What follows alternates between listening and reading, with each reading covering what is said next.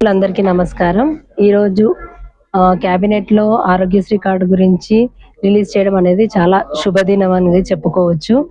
మహిళల ఆరోగ్యం, కుటుంబ ఆరోగ్యం ఎంతో అవసరం. పదవి కన్నా మరియు ప్రతిష్ట కన్నా కూడా ఆరోగ్యం అనేది ఇంపార్టెంట్. ఆరోగ్యం తర్వాతనే ఉద్యోగం అనేది. ఈ హెల్త్ కార్డ్స్ ప్రతి ఒక్కరికి ఎంతో అవసరమైతాయి. ప్రతి కుటుంబానికి ఇది భద్రతను, భరోసాని కల్పిస్తుంది. ఇది ఎప్పటినుంచో ఇది హెల్త్ కార్డ్ అనేది ఎప్పటినుంచో చర్చలో భాగంగా ఉంది.